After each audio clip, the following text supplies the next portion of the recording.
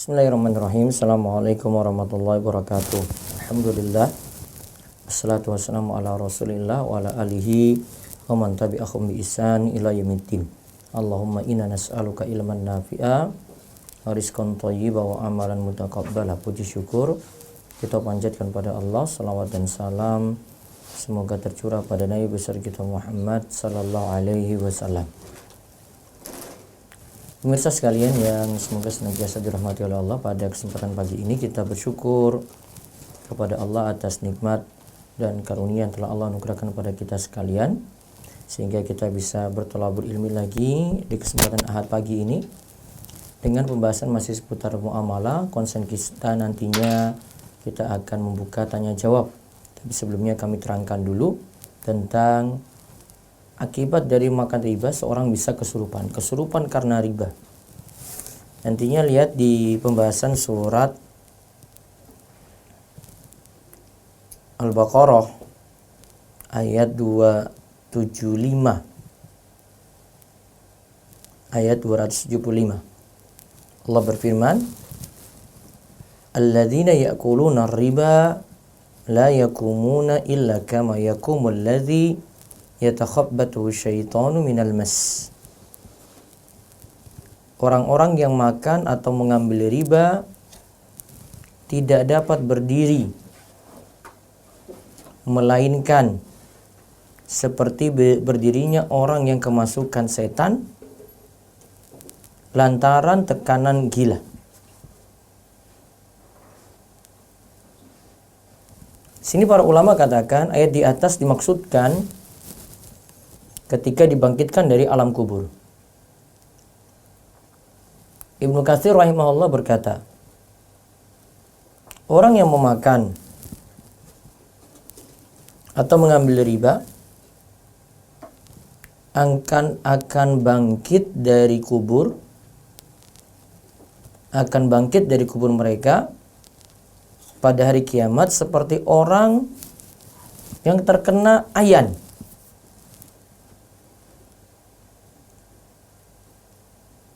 Terkena ayan epilepsi saat berdiri.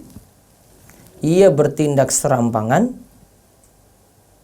karena kerasukan setan. Saat itu ia sangat sulit untuk berdiri. Ibnu Abbas masih dalam tafsir Ibnu Katsir sebutkan pemakan riba akan bangkit pada hari kiamat dalam keadaan gila dan mencekik dirinya sendiri. Terus Syekh Abdurrahman bin Nasir As-Sa'di menyatakan, itulah keadaan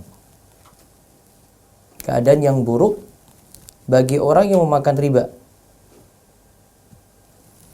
Orang yang makan riba tidak dapat berdiri dari kuburnya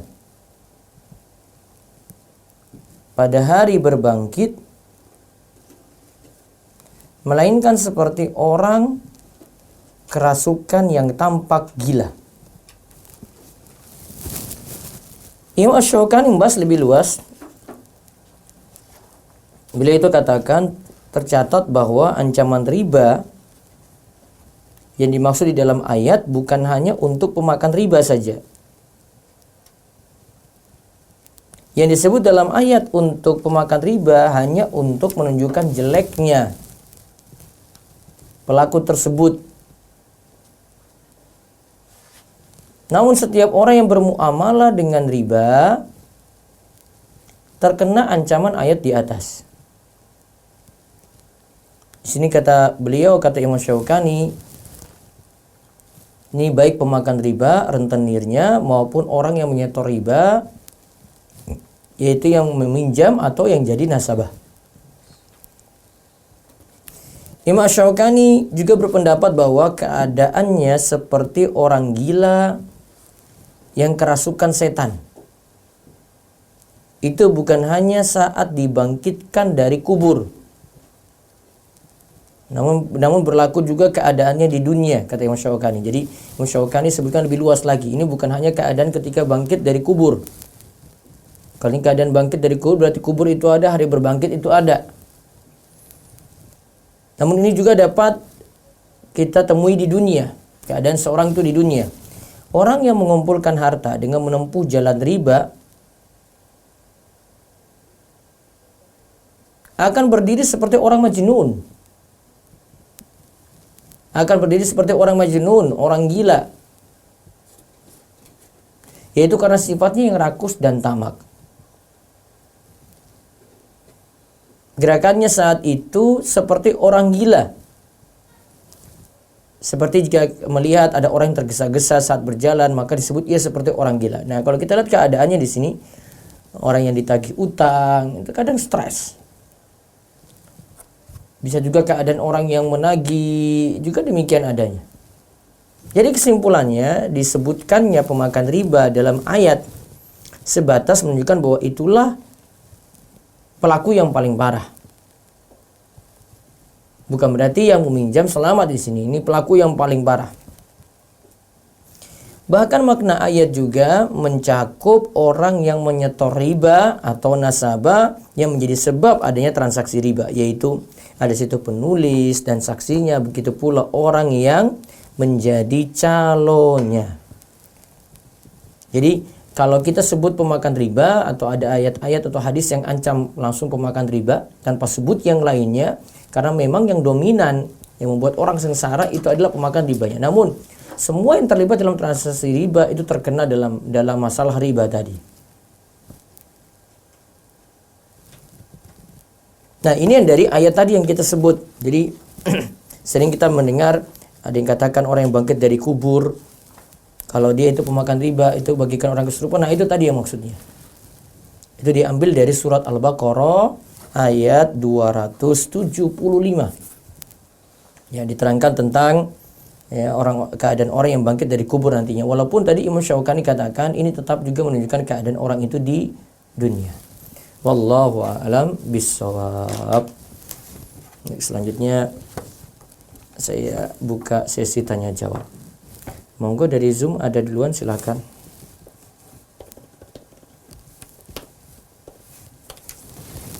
Baik, bagi yang punya pertanyaan silakan raise hand. Sudah ada Ustadz, ada Ibu Nenden, Ummu Zaza, silakan. Ya.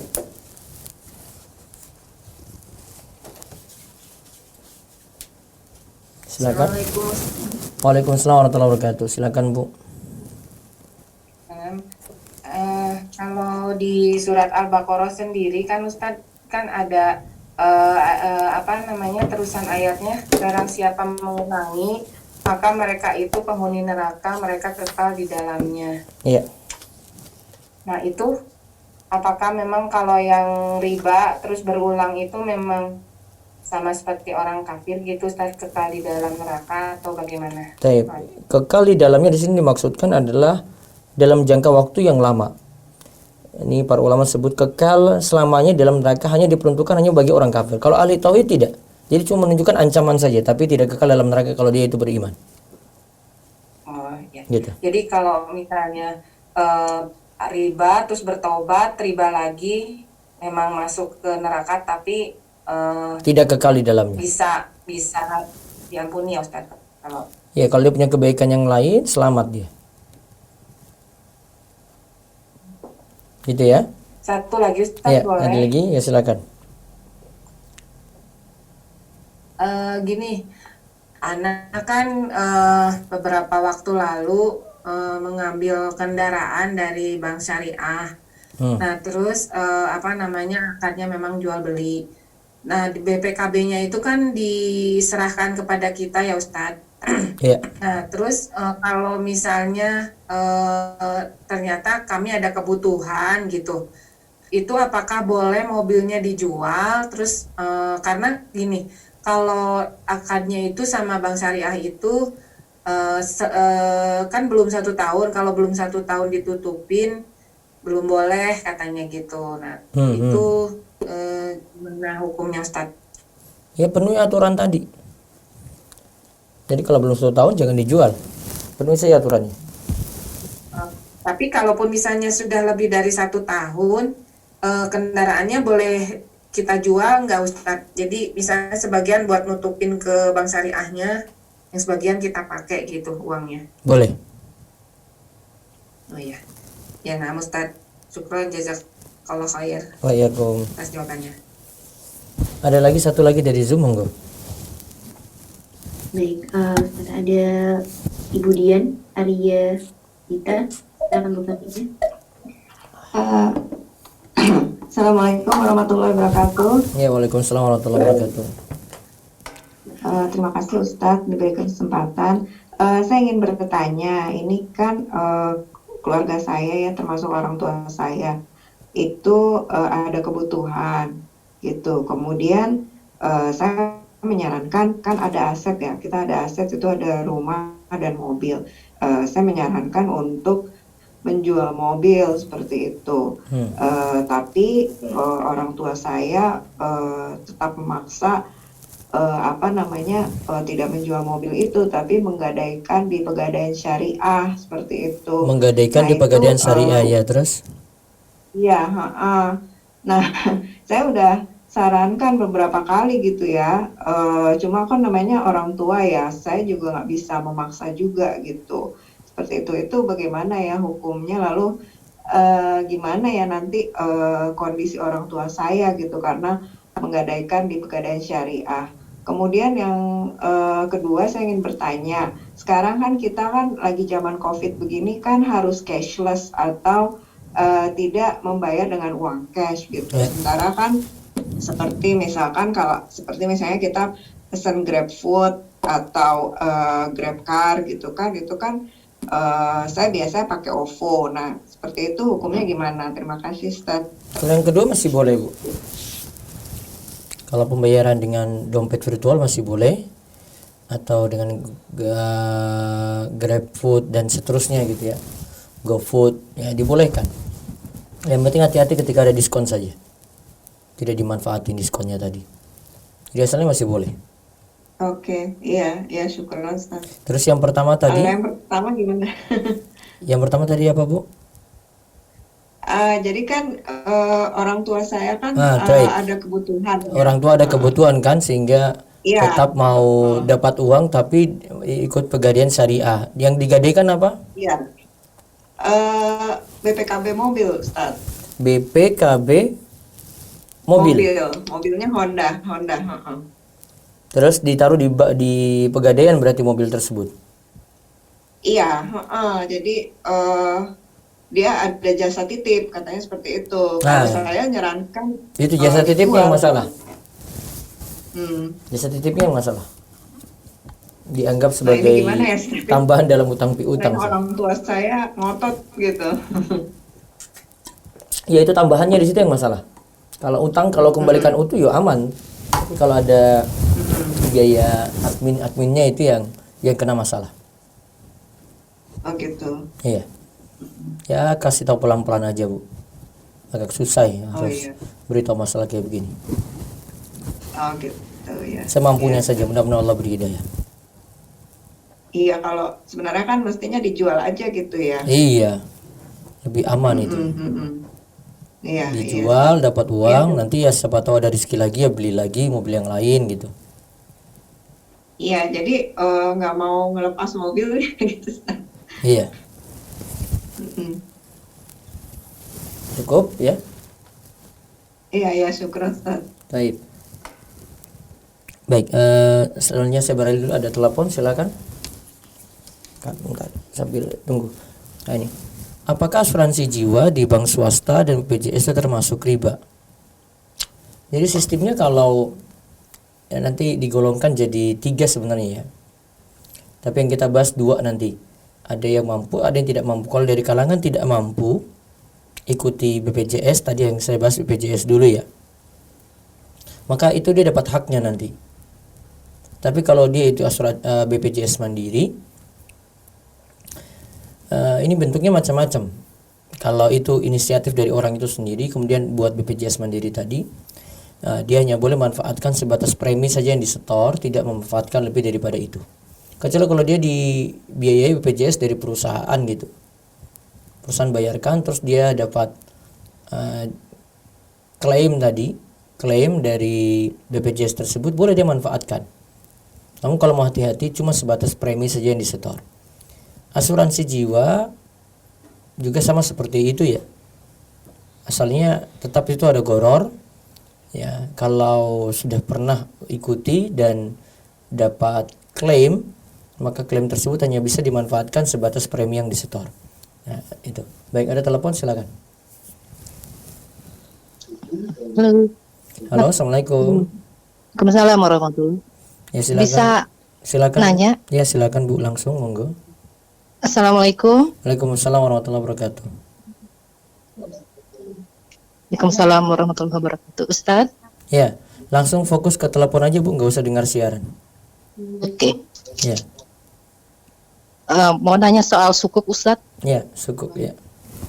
Uh, saya mau jual sukuk. Ya, Halo? ya Bu, silakan. Mau jual sukuk. Terus ini apa namanya? eh bulan kemarin kan itu memang sekarang belum dijual. Bulan kemarin itu apa namanya ditanya ke pihak bank, kan kebenaran belinya di bank syariah. Ya. Dibeli di bank syariah, itu nilainya turun. Harusnya kan jatuh temponya Iya. itu di bulan Maret 2021. Ya. 2021. Itu gimana Ustadz hukumnya, apa namanya, artinya gimana cara saya membersihkan nilai kupon yang sudah saya dapat selama ini, jadi yang dua tahun sebelumnya itu Ustadz. Baik. Dapat 2 tahun sebelumnya, terus mau jual akhirnya jatuh. Iya, Berarti kan nilainya ibu- jatuh. Jadi yang misalnya pas saya jual, saya beli itu, apa saya titip uang itu senilai 200 juta, terus ternyata pas ditanya bulan kemarin itu hanya 191 juta Ustaz. Kan berarti rugi kan Ibu? Iya rugi ya, rugi. Tapi kan nilai kupon yang saya dapat kan itu nilainya masanya kan 3 tahun Ustaz. Masanya 3 tahun, jadi sebenarnya masih sekitar, kalau Maret tahun depan itu kan masih berapa bulan lagi? Iya, terus. Berapa bulan lagi jatuh tempo. Kan nilai kuponnya itu sekitar 800-an ribu setiap bulan. Iya, terus.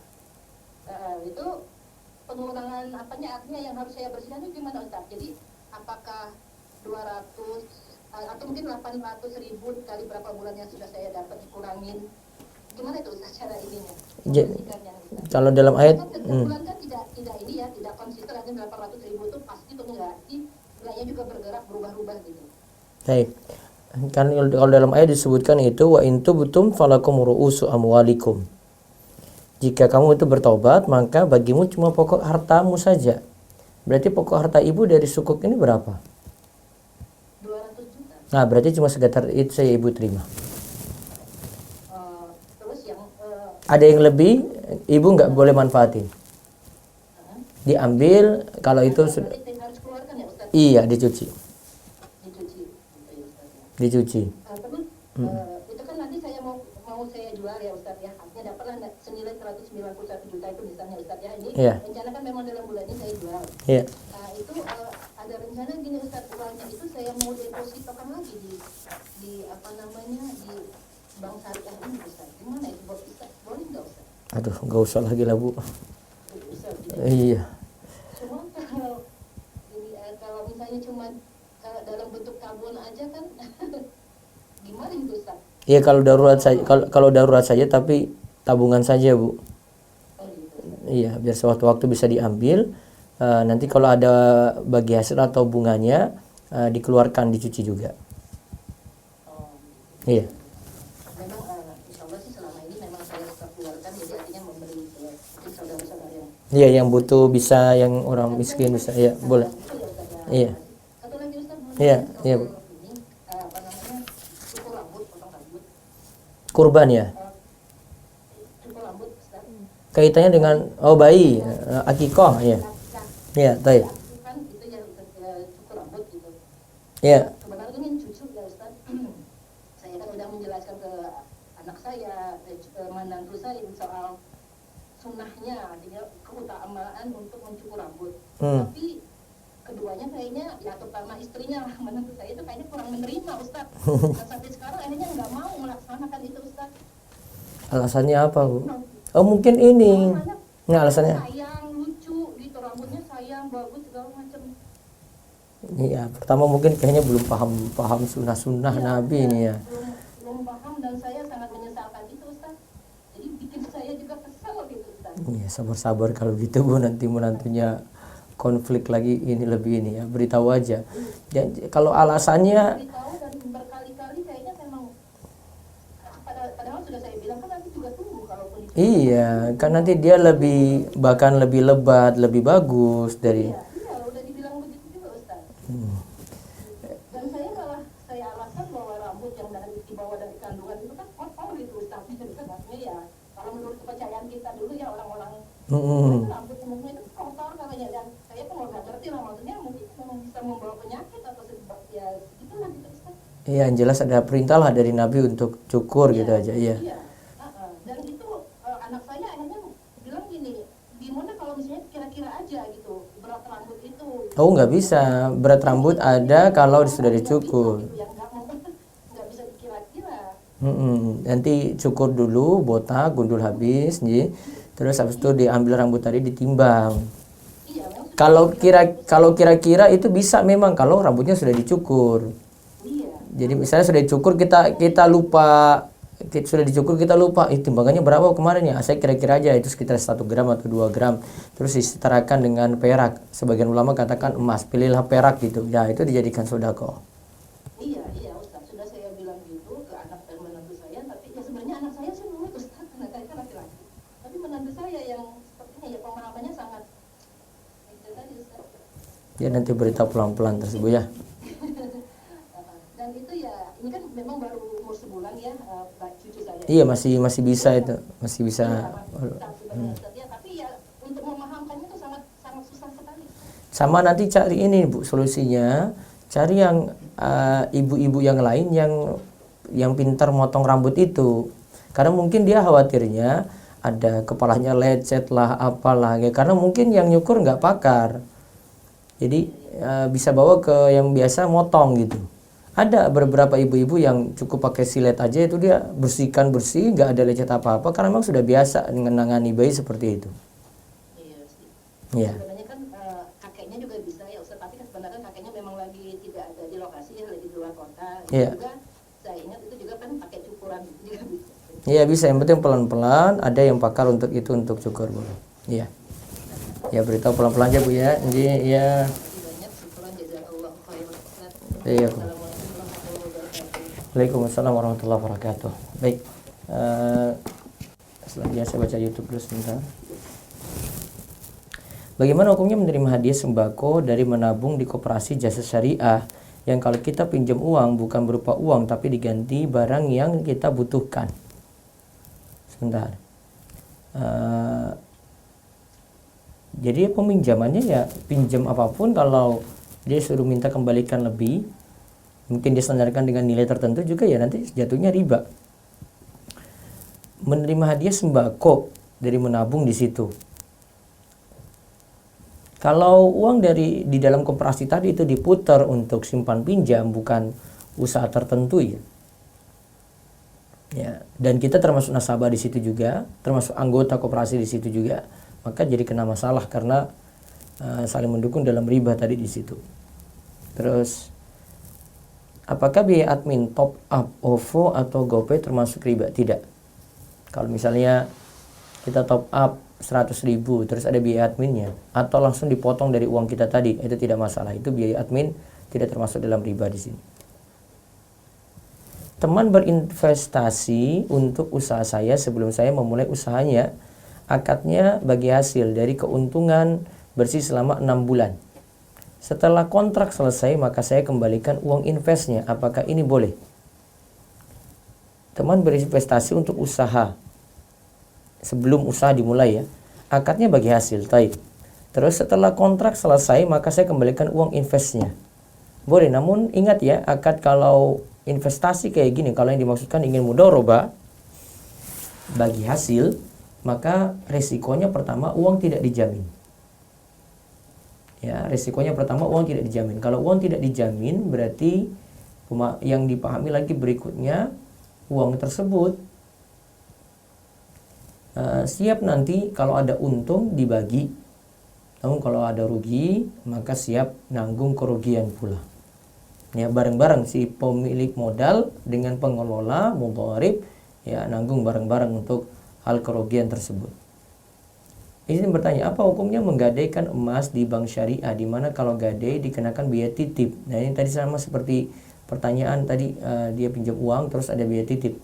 Nah, ini juga dikritik oleh Ustaz Irwandi, biaya titip ini jadi masalah ya. Ya, biaya titip ini di pegadaian itu juga jadi masalah. Jadi ya amannya jual barang gitu lebih aman daripada menggadai walaupun itu syariah. Wallahu a'lam.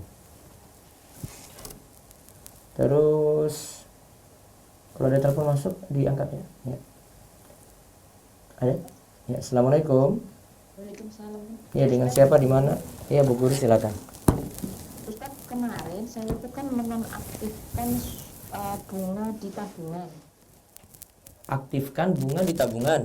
Menaktifkan buku di tabungan. Kemudian pada saat sudah di print out buku tabungan, saya lihat itu ternyata Ustaz kan meskipun uangnya 2 juta, 3 juta ada bunganya 100 perak, 2000. Iya, terus. Apakah harus saya keluarkan, saya bersihkan Ustaz yang sudah lalu-lalu Ustaz? Iya, sama nanti bisa dihitung, nanti dihitung total berapa terus dicuci. Dari awal saya buka tabungan Ustaz. Baiknya seperti itu. Oh, berarti diperkirakan aja setelah soalnya kan nggak Dikira-kira semua saja tertulis. setiap bulan berapa gitu, nanti dihitung berapa bulan sudah dikeluarkan segitu. Oke, Ustadz, saya mau nanya lagi.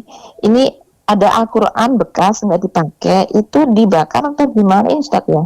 Al-Quran bekas tidak dipakai, lembaran-lembarannya juga copot gitu ya. Oke, rusak.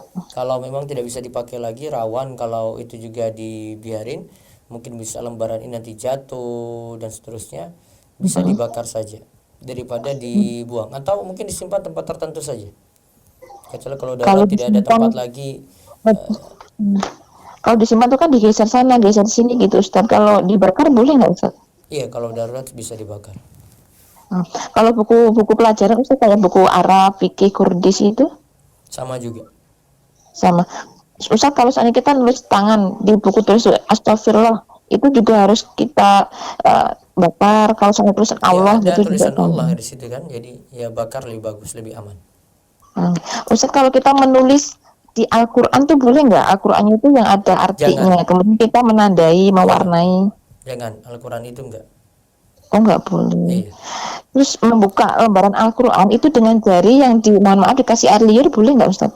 Enggak perlu, itu cuma tradisi orang-orang kita aja itu. Gini. Saya tahu dijelasin. Makasih, gitu aja Ustadz. Iya. Assalamualaikum. Waalaikumsalam warahmatullahi wabarakatuh. Baik. Dari Zoom silakan dari Zoom. Ya, bisa Baik, dua Ustaz, lagi ya. sebelum yang raise hand, saya bacakan pertanyaan lewat chat terlebih dahulu. Assalamualaikum Ustaz. Waalaikumsalam warahmatullahi wabarakatuh.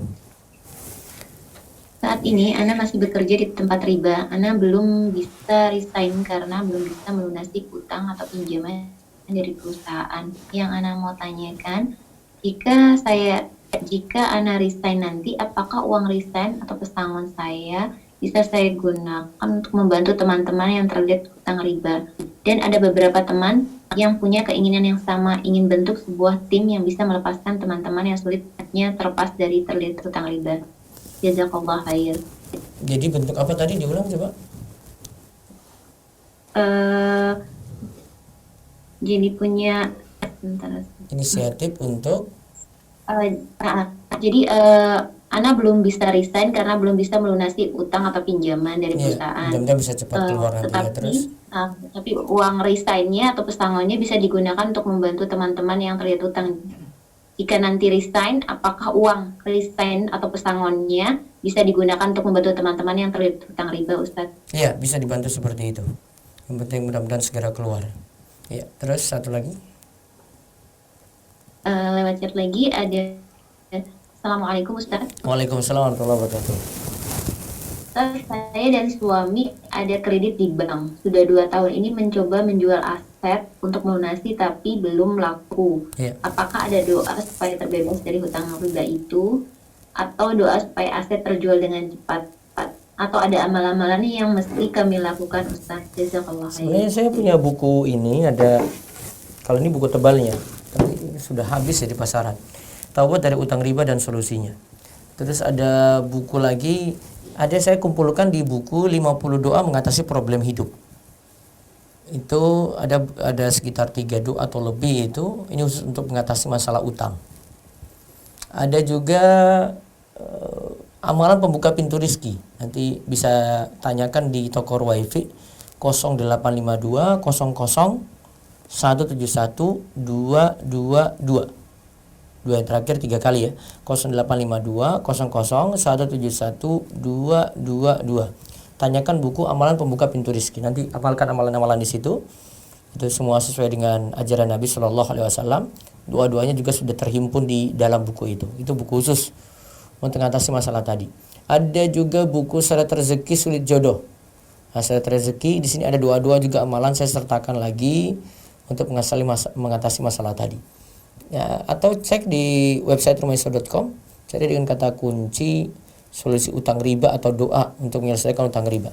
Ini tadi subuh saya ini posting satu doa juga, kalau ikuti Instagram saya di Instagram @abdutwasikal.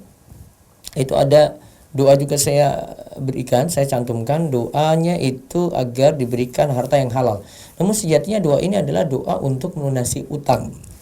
Di dalam hadis Ali disebutkan bahwa ini untuk melunasi utang sepenuh gunung.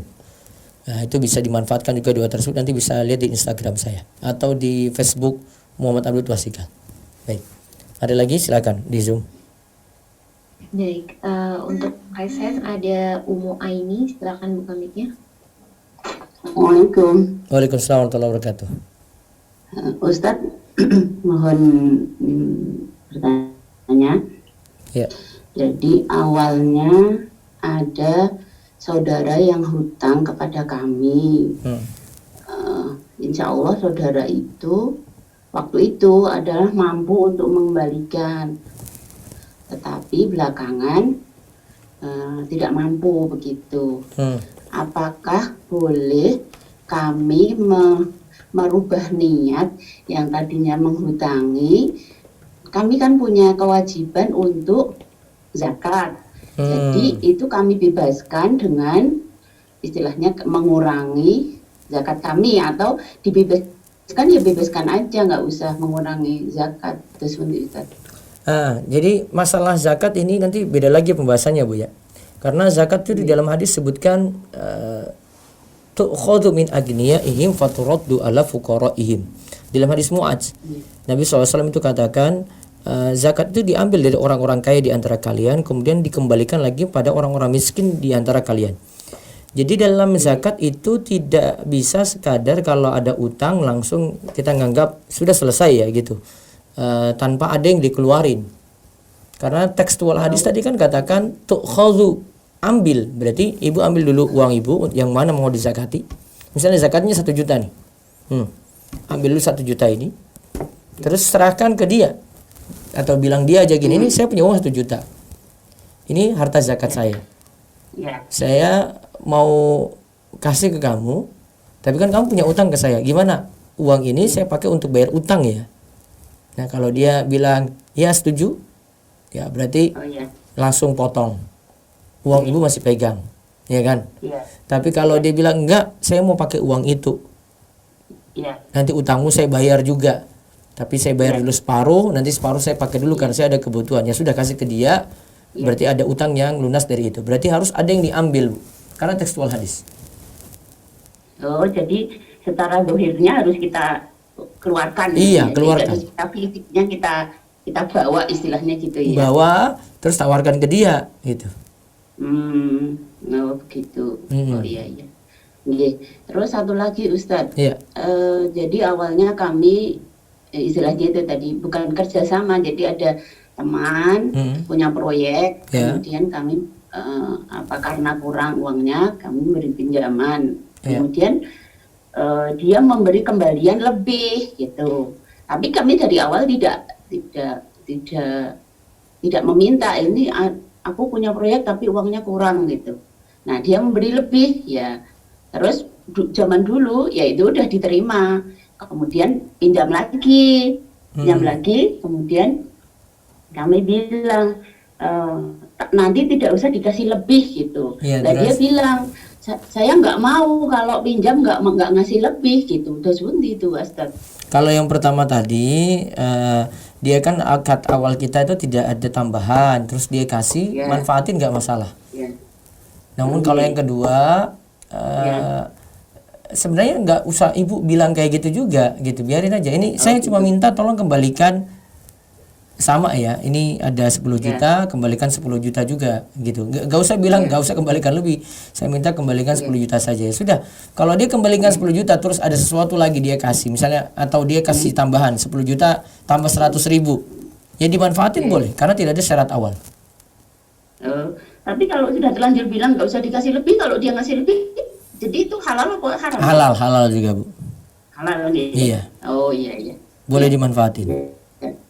Oh iya, jazakallah Ustaz. Waalaikumsalam. Baik, satu lagi dari Zoom, silakan. Baik Ustaz, sebelum yang resen tadi Ustaz sebutkan nomor Tokor wifi. nomor telepon untuk pemesanan buku itu ditanyakan Ustaz. Baik, saya ulang.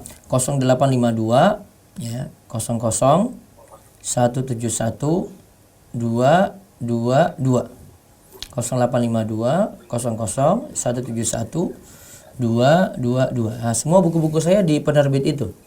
Di Tokor wifi yang ngurus untuk jualan online, penerbitnya penerbit Rumah Iso langsung. Dia sekaligus ngurus penerbit Rumah Iso. Jadi hanya lewat satu jalur itu, kita belum punya reseller. Terus tanyakan aja buku-buku saya, ada buku itu juga, masih ada stok.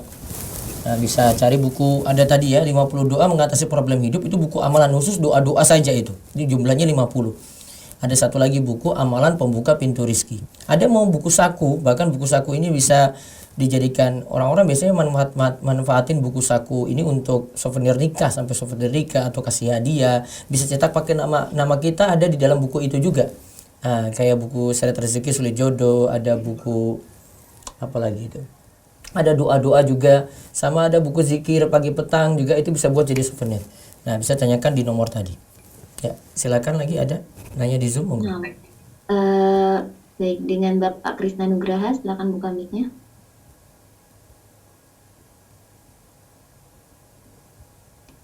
Assalamualaikum Ustaz. Waalaikumsalam warahmatullahi wabarakatuh. Ustaz, izin bertanya. Misal di sebuah perusahaan atau organisasi, itu kan pimpinan mengamanahi kepada karyawan, misal untuk cetak sebuah buku. Si karyawan itu mencetakkan sebuah buku, misal satu buku itu harganya 50.000, sedangkan dari toko atau dari percetakan itu mungkin temannya atau mungkin ya sudah dekat lah sama karyawan tersebut, jadi dapat potongan 10.000, jadi 40.000. Nah, dari potongan 10.000 ini apakah kan di nota tetap 50.000 Ustaz, di nota 50.000, terus dilaporkan di perusahaan 50.000, tapi di lapangan itu dapat potongan 10.000. Nah, ini kan misal cuma satu buku, kadang itu di amanahinya itu sampai ratusan buku. Jadi kalau Anda kan 100 dikali 10.000 kan udah banyak. Nah, jadi karyawan ini dapat manfaat dari diskon tersebut. Ya, tapi dilaporkan di perusahaan notanya sesuai dengan yang diberikan harga, belum harga diskon. Ya. Ini boleh enggak? Itu dosanya dua. Pertama, dosa bohong. Kemudian yang kedua, dosa manipulasi. Tidak boleh dimanfaatkan uang tadi. Jadi, kalau 100 buku kali 10.000, 1 juta. 1 juta enggak halal. Kalau sudah terlanjur, keluarkan itu, dicuci hartanya. Enggak boleh. Karena kan sudah enggak sesuai dengan ini. Kalau bilang ada diskon, ya diskon tadi serahkan ke perusahaan juga dong. Ya, kecuali dari misalnya ini bosnya bilang, ini saya lapor Pak Bos, ini ada lebih 1 juta, transaksinya kayak gini. Ya, terus serahkan. Terus Pak Bos bilang enggak, 1 juta ini untuk kamu. Berarti sudah dia relakan untuk kamu. Namun kalau tidak ada persetujuan kayak gini, nggak boleh dimanfaatin. Berarti harus bilang apa adanya gitu. Iya, bilang apa adanya, nggak boleh diam-diam juga. Tiba-tiba sudah masuk kantong, jajan ini, jajan itu, nggak bisa, nggak halal. Iya. Cukup? Walaupun di notanya belum diskon ya. Iya kan, dia buktinya aja belum diskon, padahal dia diskon dia terima. Iya. Cukup. Baik. Waalaikumsalam. Baik. Ada telepon langsung, silakan dari DS. Baik, lewat YouTube dulu sambil saya tunggu di telepon. Apa hukumnya menggadaikan emas di bank syariah, di mana kalau gadai dikenakan biaya titip? Tadi sudah ya.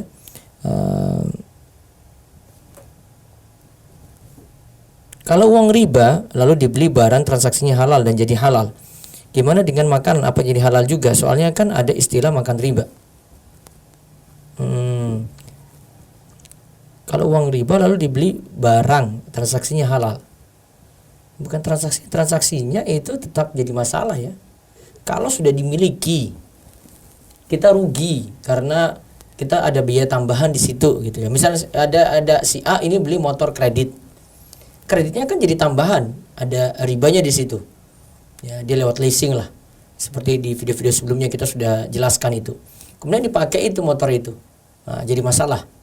Nah, sekarang gimana dengan makan apa jadi halal juga? Kalau sudah dimiliki, saya nggak katakan suruh beli dengan yang cara riba tadi gitu. Kalau sudah dimiliki, terlanjur dimiliki. Jadi pahami kalimat baik-baik, cerna baik-baik. Apa hukumnya membeli pulsa listrik di teman, di mana anak transfer? Ya, lalu dia isi saldo dari uang yang anak transfer, lalu baru mengisikan pulsa anak. Masih boleh. Ya. Terus apakah ini masuk ke jual beli barang yang belum dimiliki? Dia bisa jadi akadnya ini, kan uang di muka, berarti kamu wakilkan kepada dia untuk beli, berarti wakalah bil ujroh, mewakilkan namun ada upah.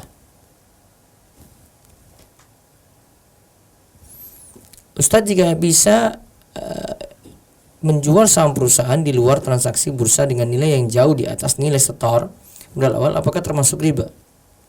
Tidak, selama itu bukan ini saham kan macam-macam, ada berupa aset uang, ini nanti beda lagi. Kalau ini aset barang, ya sahamnya seperti itu, maka boleh jual. Namun ada aturan-aturan lagi, nanti bisa lihat di video-video kami tentang saham ya, untuk dipelajari di channel Rumeso TV ini. Ustadz, bagaimana hukumnya karyawan di fungsi Human Resource HR yang selalu mendapat konfirmasi dari bank bila ada karyawan yang mengajukan kredit? Iya. Terus apakah karyawan di fungsi HR tadi mendapat dosa riba juga? Ya kan nanti di ACC. Ya masalahnya ini tugas dia ya. Tugas dia di situ, dan kita tidak bisa ingatkan karyawan juga. Baiknya jangan pinjam kredit riba gitu. Kalau bisa ada edukasi kayak gini bagus sekali. Ya, jadi dia mungkin mau ACC tapi mikir-mikir dulu lah. Ya, itu mungkin jadikan pertimbangan. Namun tetap saya masih menganggap dia bagian dari orang yang jadi saksi untuk transaksi riba gitu. Bagaimana hukumnya membantu orang yang membangun rumah yang akan dijual dengan cara kredit Ustadz? Kreditnya dilihat dulu ya. Kredit aslinya boleh, tapi syaratnya banyak gitu. Nanti coba lihat di channel Rumeso TV itu ada bahasan kredit tuh banyak sekali. Nanti cari kata kunci kredit terus Rumeso, nanti akan ditunjukkan video-video mana, terus pelajari itu. Bagaimana hukum ikut dana? Assalamualaikum. Ya, silakan telepon langsung. Halo. Assalamualaikum. Ya, waalaikumsalam warahmatullahi wabarakatuh. Dengan siapa di mana? Dengan Ibu Tati di Balikpapan. Ya, silakan Bu. Assalamualaikum. Waalaikumsalam warahmatullahi wabarakatuh. Langsung fokus ke telepon Bu, gak dengar siaran, silakan. Oh ya. Assalamualaikum. Ya, waalaikumsalam warahmatullahi wabarakatuh. Ini saya mau bertanya Pak Ustadz. Iya, silakan Bu. Kami ada di suatu organisasi buat arisan ya Pak Ustadz. Ya. Jadi kami Setiap narik kami dianjurkan untuk mengambil uang 25.000 untuk uang kas. Apakah boleh Pak Ustadz? Baik, biasanya setorannya berapa Bu? Biasanya setorannya 70.000 sebulan. Tapi setiap kali setor ada tambahan lagi 25.000. Enggak. Apa tadi? Diambil dari uang yang kalau narik tiap bulan itu. Narik tiap bulan apa maksudnya Bu? Maksudnya tiap bulan kan kami mengadakan arisan. 70.000 setiap bulan bayarnya. Jadi setiap yang narik. Ya istilah narik ini apa ya Bu ya? 70.000 setiap bulan. Halo? Dia ambil uang kasnya 25.000. Dianjurkan ngambil uang wasnya uang 25.000. Jadi apakah boleh? Ibu disuruh pinjam uang 25.000 dari situ setiap anggota? Enggak minjam. Potong kas tuh gimana Bu? Enggak. Saya enggak paham. Ya.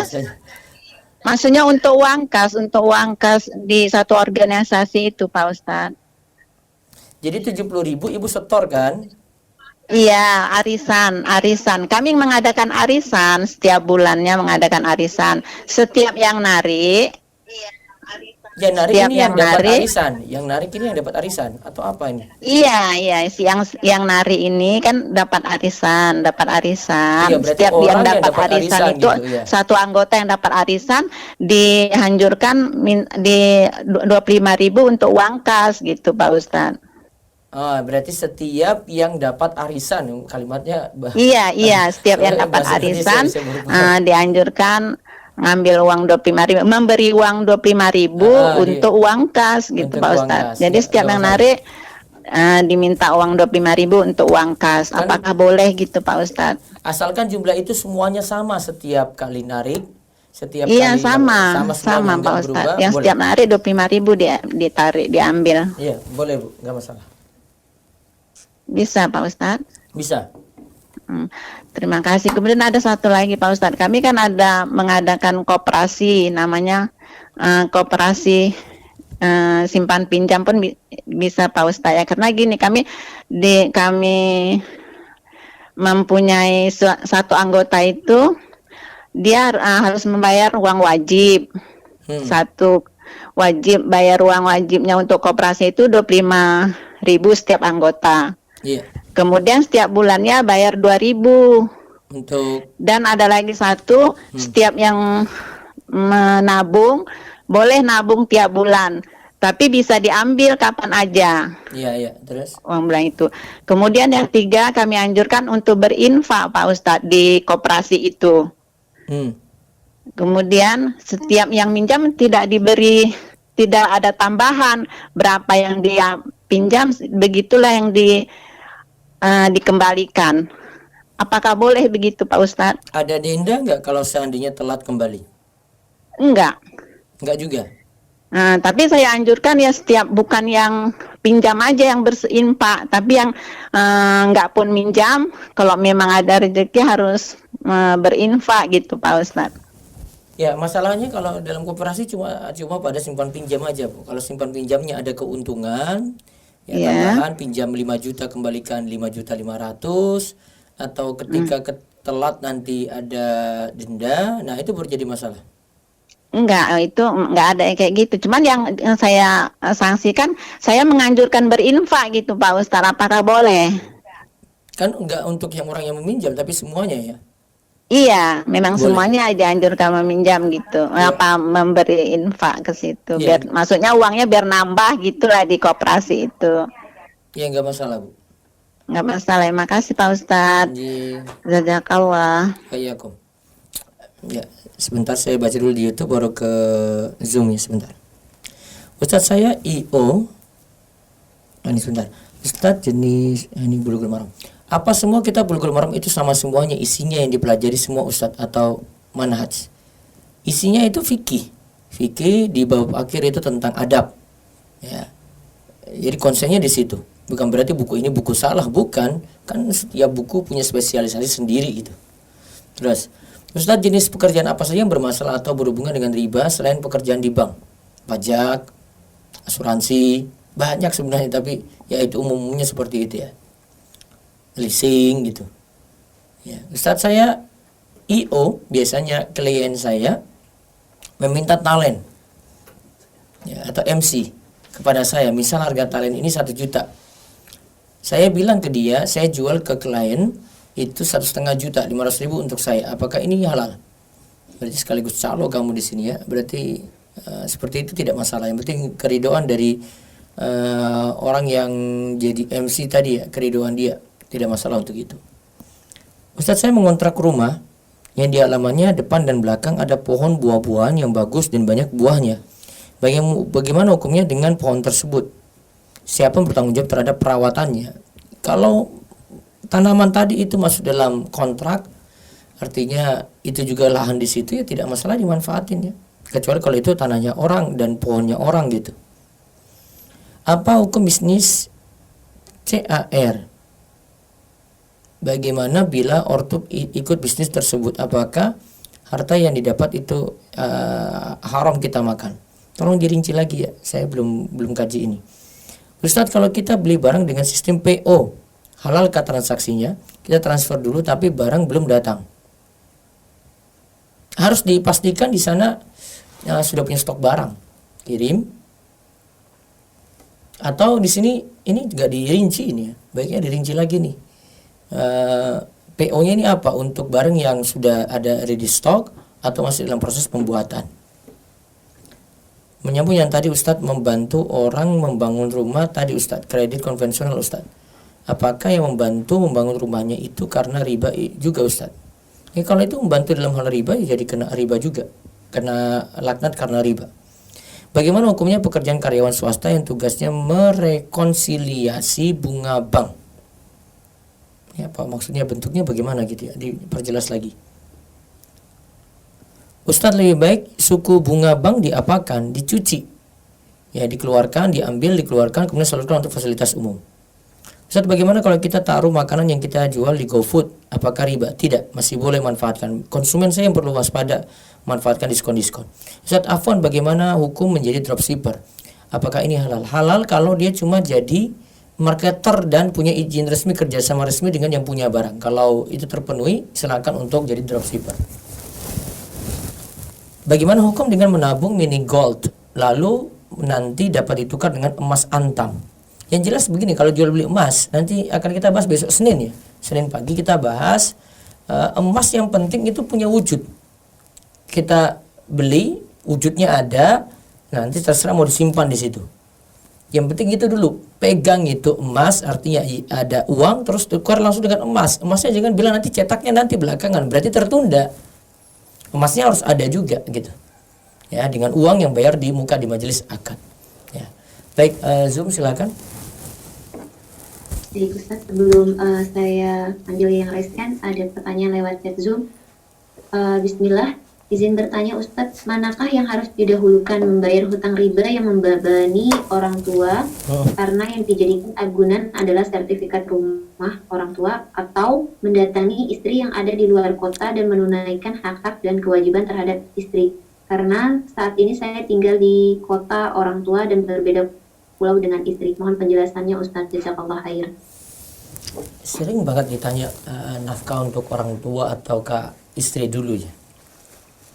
Sebenarnya laki-laki sudah bisa ngatur kayak begitu, harusnya sudah bisa ngatur, nggak tanya kayak begini mana yang didahulukan gitu loh. Karena dia harusnya sudah bisa tahu, punya istri dia tanggung jawab. Orang tua dia tanggung jawab juga ketika orang tua tidak punya harta lagi, tidak punya pekerjaan, tidak punya penghasilan gitu. Dan ini tidak bertentangan ya. Dikasih untuk istri, ya, terus dikasih juga untuk orang tua. Harusnya istri juga nggak cemburu. Bisa diatur seperti itu. Saya bingung kenapa sampai sebagian laki-laki itu bingung untuk mengatur seperti ini gitu loh. Kan suatu hal yang berbeda. Ini nafkah, dia sudah tahu tanggung jawab dia harus dahulukan tuh nafkah pada istri, pada anak-anak gitu. Dan dia tetap memperhatikan orang tua juga semampu dia gitu. Tentu istri saya katakan lebih didahulukan dalam hal ini. Ya, kecuali kalau memang darurat untuk orang tua, butuh operasi macam-macam, ya tinggal minta keridhaan istri gitu ya. Ini diserahkan pada orang tua. Wallahu a'lam. Baik, satu lagi silakan.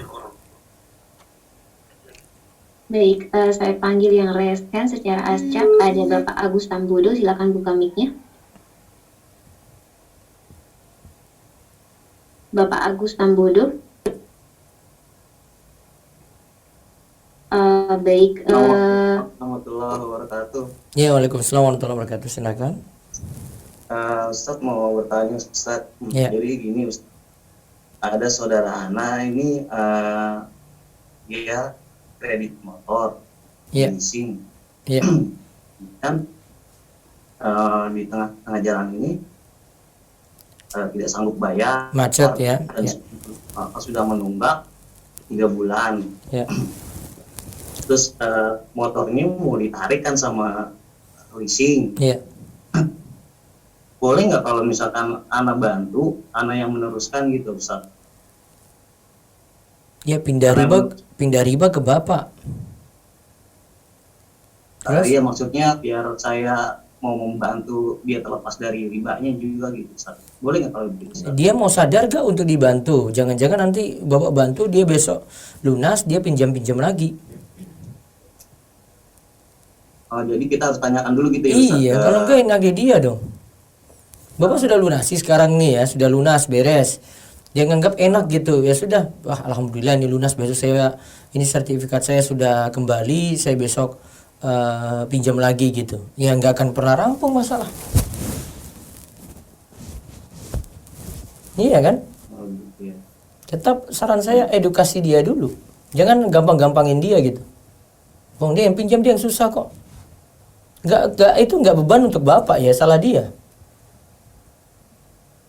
Ya, artinya kita masih diperbolehkan, cuma kita harus mengedukasi dulu. Iya, edukasi dulu biar manfaat. Kalau enggak, Bapak nanti rugi juga ke depan. Dia tahu Bapak sudah bantu, dia nanti kan prinsipnya bisa ini, nggak apa-apa lah kalau nggak lunas, kan ada saudara saya.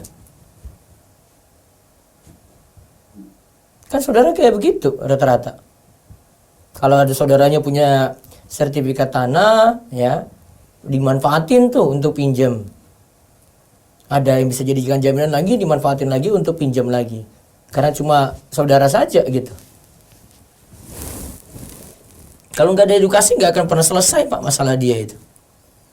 Justru nanti enak di dia, besok tetap pinjam lagi. Mumpung dia dapat saudara yang baik.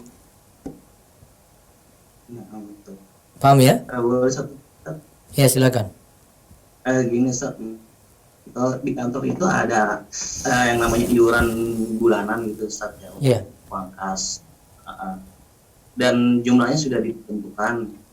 Lalu status terhadap uang itu bagaimana ya? Maksudnya gini, jika kita telat bayar atau tidak bayar itu apakah masuk dalam hutang atau bagaimana, Ustaz? Ada uang apa tadi? Uang kas, uang iuran kas gitu. Setor setiap bulan? Iya, setiap bulan. Terus bagaimana jika ada anggota yang tidak setor gitu, Ustaz? Apakah itu hitungannya termasuk hutang atau bagaimana? Uang kasnya itu dimanfaatin untuk apa? Ya untuk tetap untuk anggota, dari anggota untuk anggota juga. Misalkan ada orang tua yang sakit atau ada yang baru melahirkan gitu. Ya sebenarnya sifatnya kerelaan aja ya itu ya. Kerelaan gitu kalau diberi ya. Namun kadang kan biar ini jalan ya semuanya jadi wajib gitu. Nggak masalah. Tapi kalau yang nggak bayar itu bukan hutang ya, Ustaz ya? Asalnya sih enggak, karena itu sumbangan cuma-cuma ya. Tapi ya baiknya sadar diri juga, karena nanti suatu waktu kita dibantu juga gitu dari itu. Gitu. Cukup? Ya. Baik, cukup. Ya saya lanjut ke YouTube dulu, terus saya tutup. Nah, kalau ada telepon silakan ya. Bolehkah manfaatkan tanah kosong milik developer untuk ditanami sayuran atau buah-buahannya dengan izin dia ya? Kalau diizinkan baru manfaatin. Misal untuk dropshipper, jika sudah izin ke yang punya produk, ya silakan. Assalamualaikum.